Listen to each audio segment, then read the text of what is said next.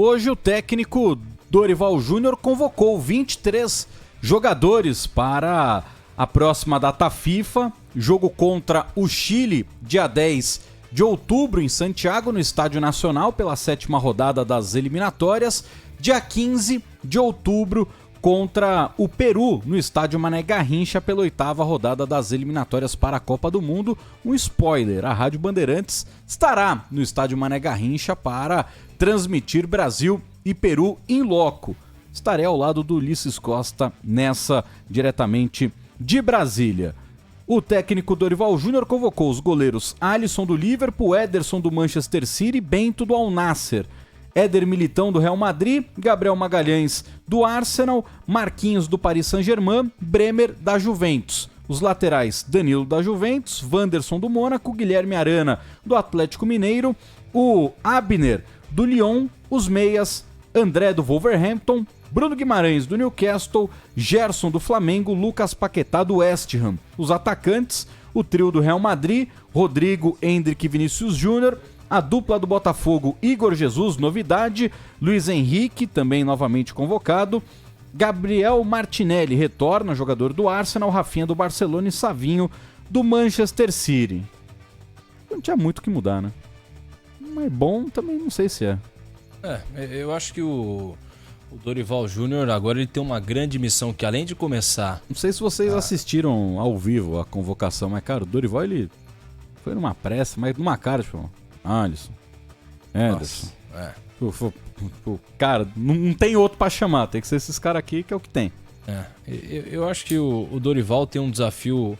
O maior desafio do Dorival agora não é nem vencer, é começar a convencer com essa seleção, porque uma coisa é você conseguir o resultado, como até de certa forma conseguiu contra a equipe do Equador, mas precisa do resultado para mostrar pro torcedor brasileiro que, ó, o Dorival entrou com um papo muito do tipo, a seleção não é do Dorival, a seleção não é da CBF, a seleção é do povo brasileiro, mas até agora ele tem mostrado totalmente o contrário. Primeiro que a CBF já não faz muita coisa para ajudar o próprio Dorival, né? CBF, como a gente tem falado, faz de tudo para afastar o futebol do seu torcedor e faz de tudo para afastar o torcedor, né, da seleção brasileira. É só você pegar os jogos em Curitiba com o ingresso mais barato de R$400. Isso não existe. O ingresso de R$400, cara. Quem que vai pagar R$400? Houve quem pagasse? Houve. Esse é o problema. Tem gente que paga, mas assim, que classe da população consegue assistir? É só de média pra cima. Então, assim, a população que quer ter acesso, o torcedor no geral, e a gente sabe que a população brasileira vive em circunstâncias que não são sempre das melhores, e em boa parte. Então, assim, você acaba afastando de uma grande parte da população o que poderia ser um produto interessante, um produto que, de fato, o torcedor fosse apaixonado e vestisse essa camisa. E eu até perguntei, quando a gente foi lá para Curitiba acompanhar a seleção brasileira, eu perguntei pro Dorival, Dorival, você falou que ia ser a seleção brasileira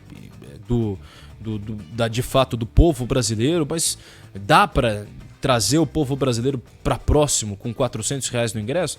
E aí o Dorival também não quer se envolver em problemas da CBF, lógico, daquela escapada. os caras mandam ele embora, né? Mas assim, esse é o problema. Aí o cara sai da CBF e faz como o Tite.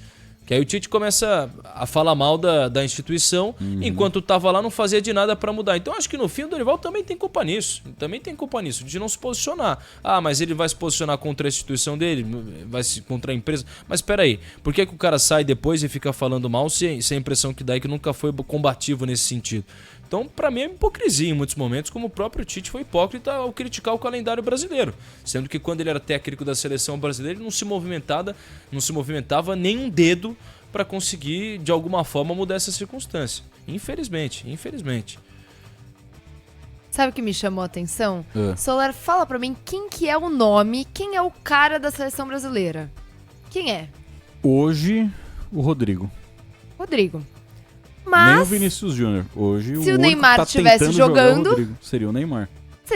E aí não tem discussão, tá fazendo né? Falta, hein? Ele tá fazendo falta. Então, era aí mesmo que eu queria chegar, porque o Dorival foi questionado na coletiva. E aí, Dorival, fala do Neymar.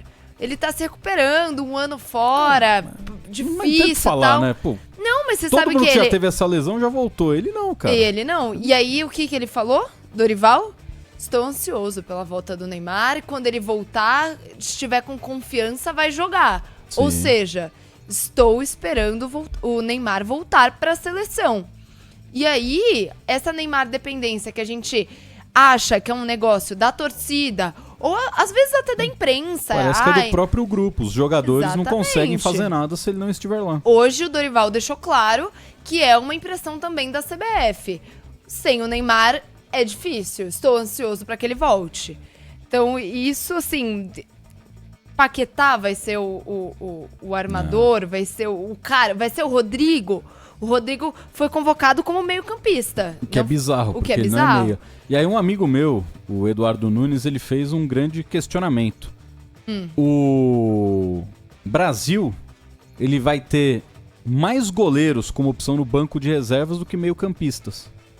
Porque se jogar com 3 meias, só tem um meia no banco. Goleiros sempre tem 2. É verdade. Então é E assim, você sempre vai ter que jogar com 3 meias ou 4. Depende Sim. do esquema tático que o Dorival optar. Normalmente ele joga no 4-3-3, ou seja, 4 meio-campistas em campo. E ele tá jogando com o Rodrigo como atacante. Ele convoca como meio, o Rodrigo joga de atacante. Isso. Muitos atacantes, inclusive, Foi nessa bem lista, lembrado né? disso aí, foi bem lembrado disso aí, porque de fato ele vai ter mais goleiros no banco de reservas Do à que disposição meio-campistas. do que meio-campistas. Então é mais uma convocação genial, né? Porque assim, e acho que isso já estava acontecendo até na última convocação, na última data FIFA, no sentido de você ter algumas dificuldades para substituir alguns nomes. Então, assim, esse é o problema, né? Esse é o problema envolvendo... aliás, o que acontecia também era no ataque, né? O Dorival, e muitas vezes convoca jogadores, mas não convoca um centroavante. O Brasil não tem um centroavante hoje que você fale, pô, até desses convocados, ó, o Endrick, o Igor Jesus, são só. os dois. E aí... E provavelmente os dois não vão jogar. Exatamente. Como titulares, pelo menos. Exatamente. Então o Brasil há muito tempo não tem... Talvez o Richarlison tenha sido o último centroavante, assim, de fato, de origem mesmo e tal, e que fosse Também, titular. né? E que também não era lá... Ele não era centroavante no time dele, centroavante é o Harry Kane. Exato. Então, assim, é uma seleção brasileira. Eu não sei se é uma coisa, eu confesso que ainda não refleti sobre isso. Não sei se são as duas coisas. Se é uma convocação ruim, uma falta de estratégia da seleção brasileira, ou se é o Brasil que tem dificuldades também para revelar centroavante.